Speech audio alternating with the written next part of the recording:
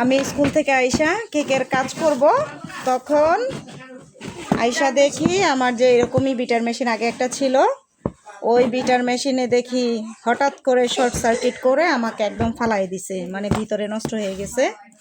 পরের কি করব, এর আগে আমি আবার কথা বলতেছিলাম আমার একটা ইনফ্রারেড চুলা লাগবে, সেটা আনার জন্য।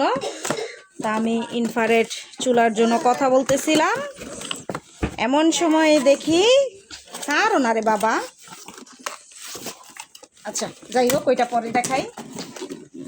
এমন সময় দেখি আমার ইনফ্রারেড চুলা আনার শুধু কথা বলতেছিলাম, তখনই দেখি আমার এই বিটার মেশিনটা গায়েব হয়ে গেছে, মানে নষ্ট হয়ে গেছে বিটার মেশিনটা। আমি মাত্র দিছি লাইন, আর আমাকে দুইবার, কি বলে এটাকে, দুইবারই বাড়ি দিয়ে ফালাই দিছে। মানে মরণটা যে কত কাছে এটা আসলে বোঝা যায়, বোঝা গেছে। তো দেখেন, এটা আমার খুব প্রিয় একটা জিনিস ছিল, অনেক দিনের সঙ্গী ছিল, এটা আমার অনেক দিনের সঙ্গী। এটা আমি এর আগে এই বিটার মেশিনটাই আনছিলাম।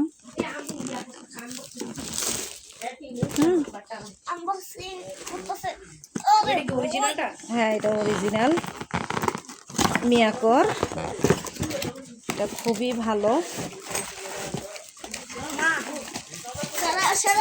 হুক, আর আগের দুইটা হুকও আগেরটার মতো, হ্যাঁ সেম। এই হইলো আমার বিটার মেশিন, আমার আগেরটাও খুব ভালো ছিল, সেম এটাই ছিল। এই ভিতরে আর্থিং করে আমাকে পুরো ফালাই দিছে। এটা খুবই ভালো, খুবই ভালো বিটার মেশিনটা। অনেক আগে আনছিলাম, তখন এটার প্রাইস নিয়েছিল কত, টাকা 2000 টাকা না কত যেন আনছিলাম, আজকে আনলাম 2500 টাকা দিয়ে। এটা খুবই ভালো, বেকিংয়ের জন্য খুবই ভালো। আর এই হলো আমার কারেন্টের চুলা,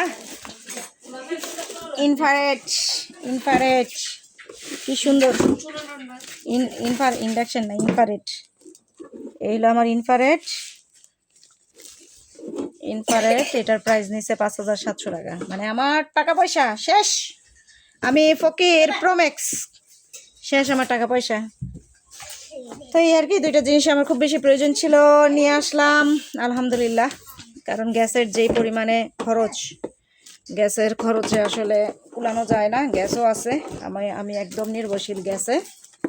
তো যার কারণে ইনফ্রারেড চুলাটা এর আগেও ছিল, এটা নষ্ট হয়ে গেছে, 1 বছর ছিল, 1 বছর ইউজ করার পর এটা নষ্ট হয়ে গেছে। তো এখন আবার এটা আনলাম আলহামদুলিল্লাহ, আজকে নিয়ে আসলাম।